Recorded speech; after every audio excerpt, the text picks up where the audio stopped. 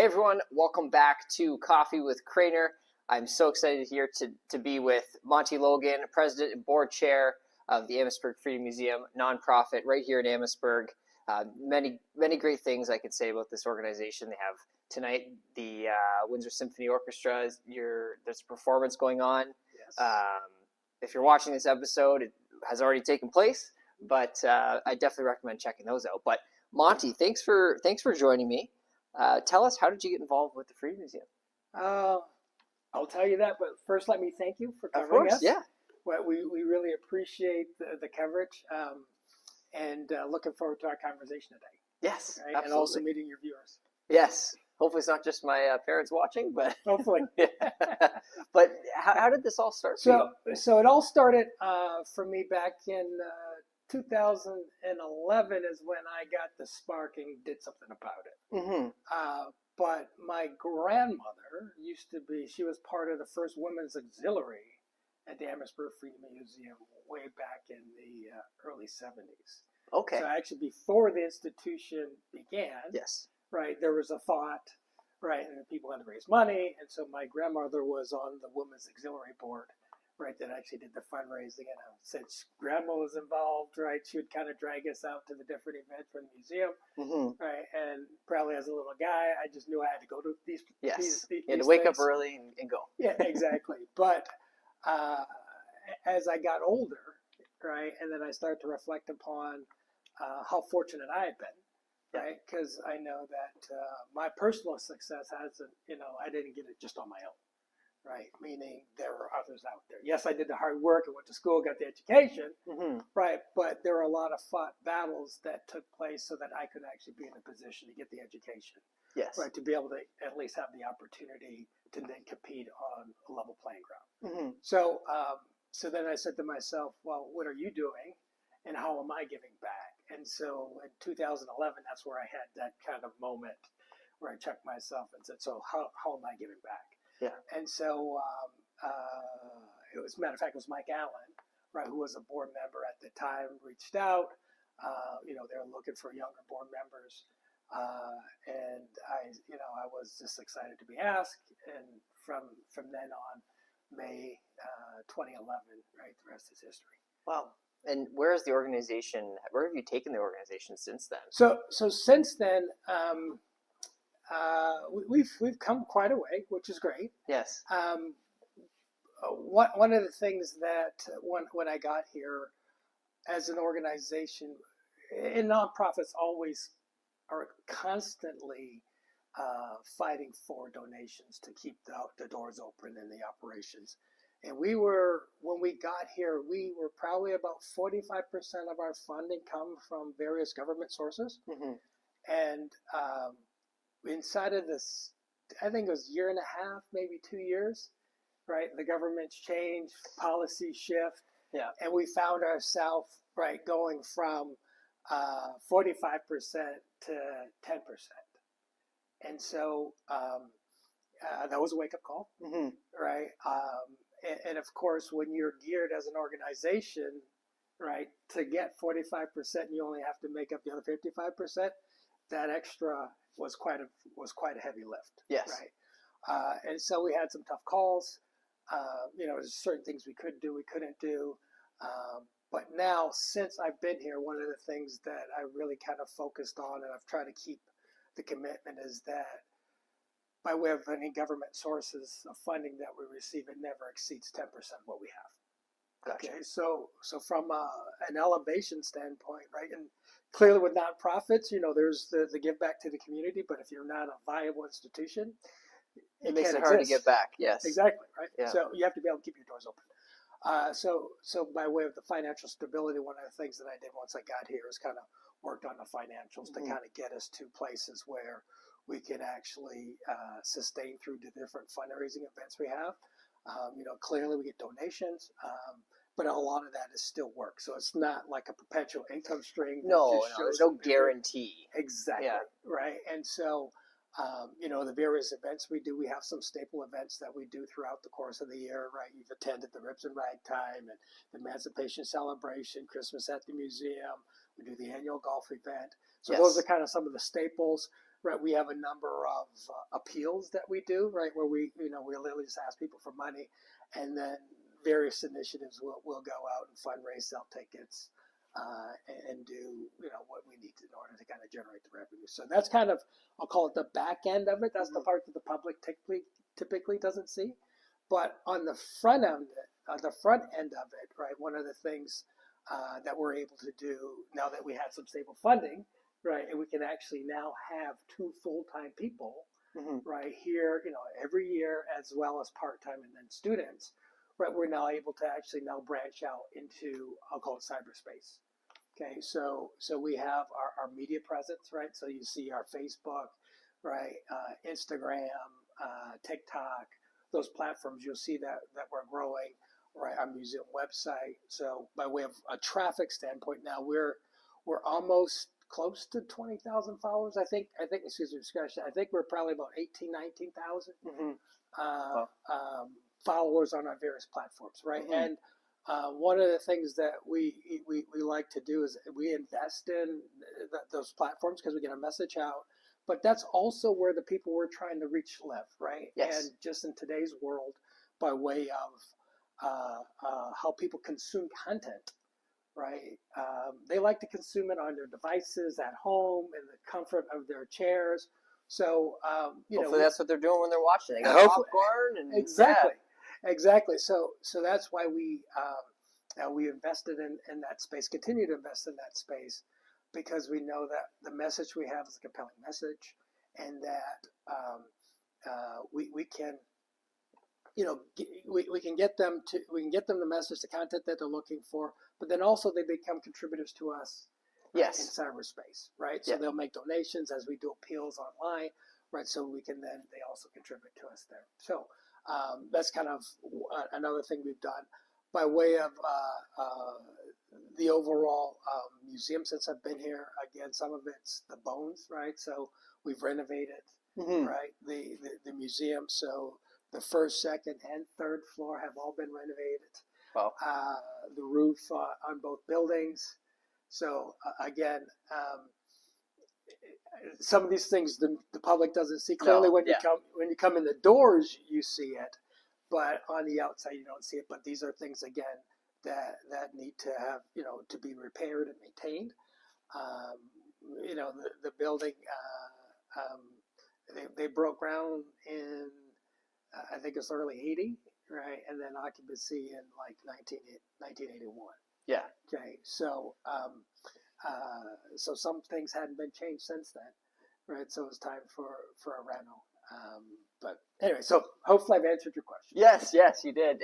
And for those that are watching that don't know about the Amherstburg Freedom Museum, maybe they're out of town. Very high level. What is the Amherstburg Freedom Museum? Yeah. What do you do? Sure. So we actually tell the stories of the descendants of the Underground Railroad, right? We talk about their journeys. Right, and then once they made it here, we talk about the contributions that they made once they get here, right? So that's kind of what we do. Our focus is when you come to the museum and look at our collection, right? Our focus is around Amherstburg centric.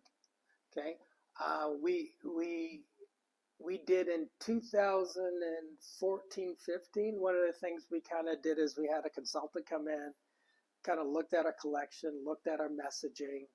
Right, and prior to that, we were called the North American Black Historical Museum. Yes. Right, and so when Max Simpson founded the organization, that was the name. But one of the things that we did, because we are also starting to see visitors declining, okay, membership declining, right, and so we kind of asked ourselves the question: are we still relevant in the community?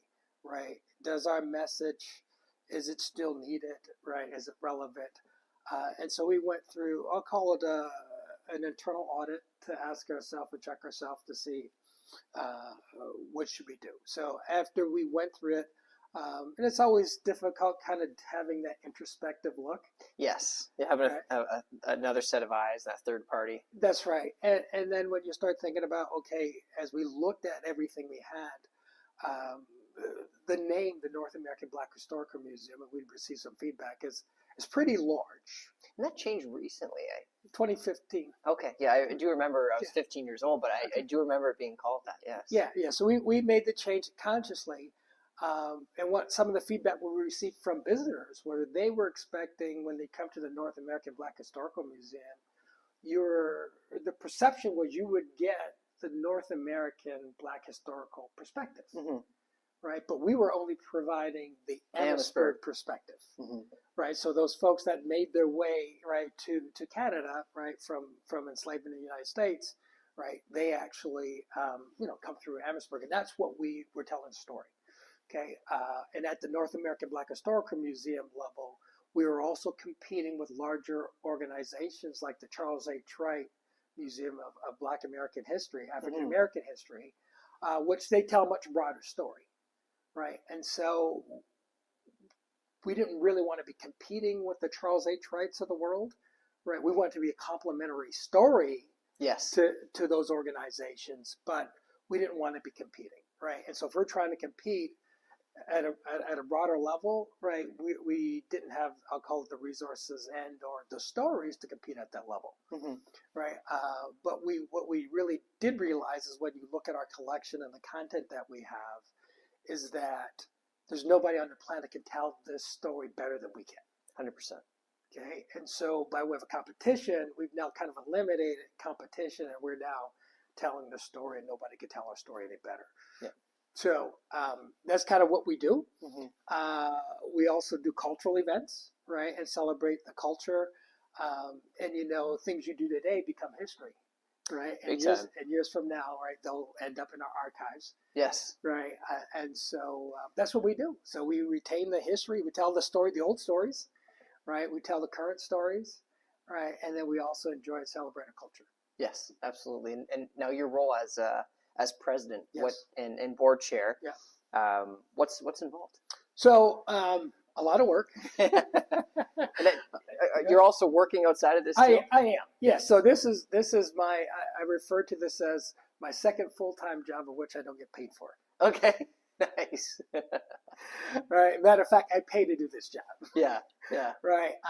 But it's a labor of love. It's a passion.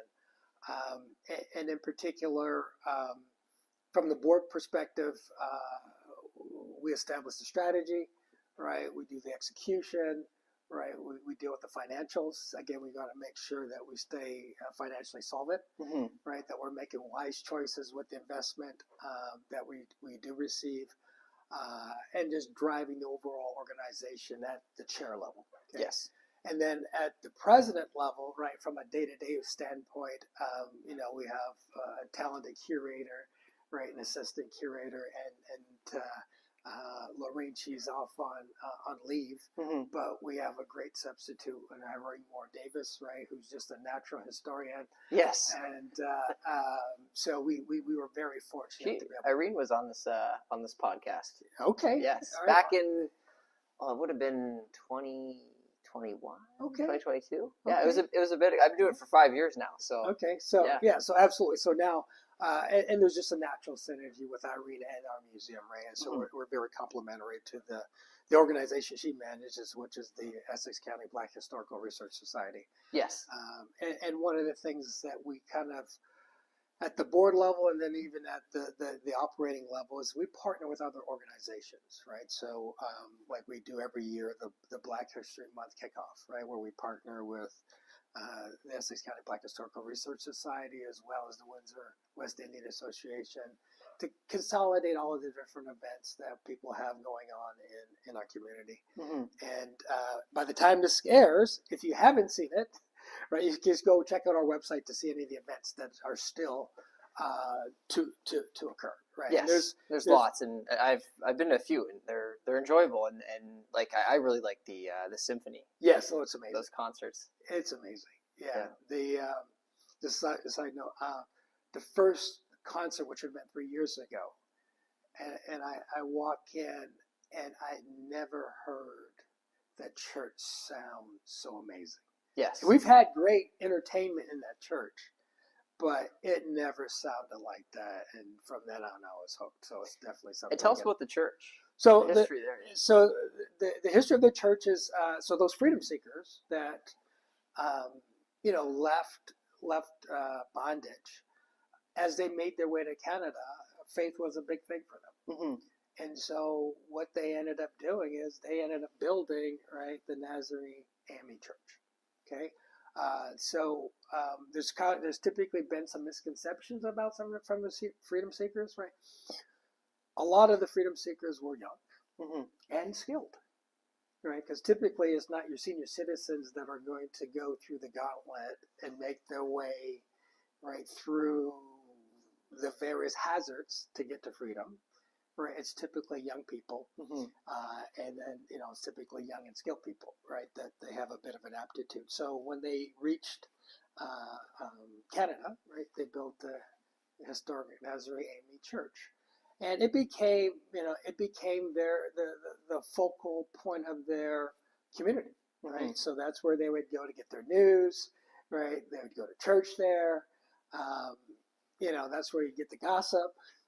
Right, certainly as new freedom seekers made their way Mm-hmm. across, right, it became a haven for those coming across, or to be a waypoint as part of the Underground Railroad, right? So, yes, and they talk about this being the terminus. Well, this was the terminus of that part, or that part of the story. mm-hmm. And if you grew up in the Windsor area, there was the guy on. I think it was WJR, and now the rest of the story, right? And so we kind of tell the rest of the story. So once people actually made it to freedom, we tell their stories. And how old is the church? It was 1948. 1948. Excuse me, 1848. Wow. And was it always in that location? Yes. It wasn't like relocated or anything? Not no. that one. No. Holy smokes. Yeah, it tells a lot of stories. A lot of stories have been told in there and continue to be told. And do people still practice? No. Okay. No, it's no longer a functioning religious Mm-hmm. building. And I apologize, I don't have the date when they had their last service there. Yeah. But we do have occasionally weddings. People will do excellent. their weddings, right? So we've had a number of individuals get married there.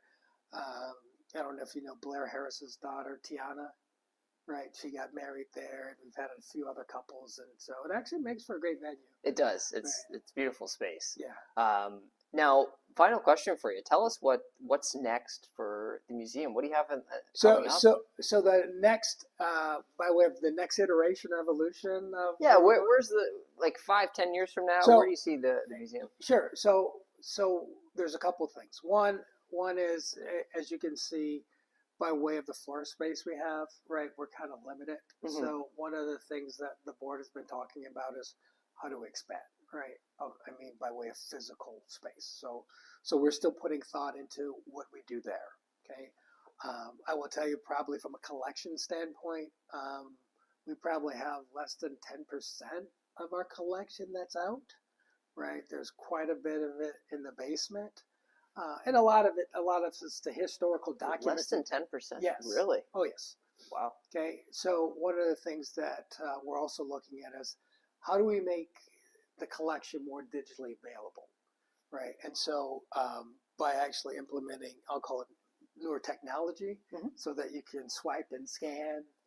QR codes, and all that fancy stuff. Right. So you get you'll get the modern or more current feel, right? And when you go to some of the larger museums, you'll see it's more of a multimedia experience, right? Yes. Where you have the visual experience, you have the audio experience, and in some cases, it's tactile things that you can actually touch, right? So I'll call it our next evolution would be to branch into that, and while still trying to reach our community, and then continuing to share what we have. So like one of the things that I always enjoy is we have what I call our family histories. Right, so we have a wealth of things, downstairs, and Lorene and Irene will be posting.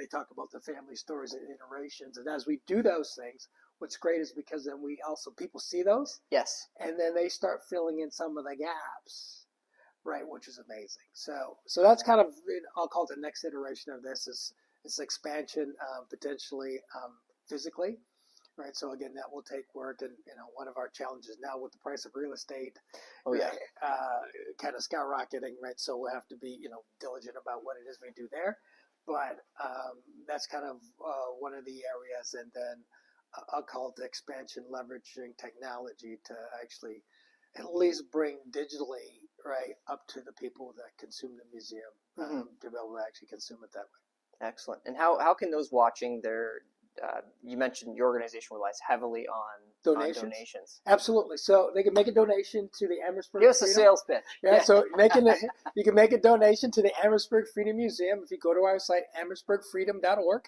On the main webpage, there's a donate button. It's that easy. It's that easy. Feel free to click it. If you're not great with that, but you know how to email money, you can always email money to the curator at amherstburgfreedom.org. Excellent. So we appreciate it, and if there's anything that anybody is interested in learning about or that we have, feel free to reach out to the curator or give us a call. So we still pick up the phone. Yes. Right? We answer emails, and you can also leave our questions on our website. Excellent. Well, thank you very much, Monty. Thank you to those watching. Be sure to support the Amherstburg Freedom Museum, learn about its history in our community across North America. I attend a lot of the events, and Ribs and Ragtime is one of my favorites. I believe that happens in June. Yep. So that's coming up. It's coming up. Get ready. Good. Awesome. Thanks, everyone.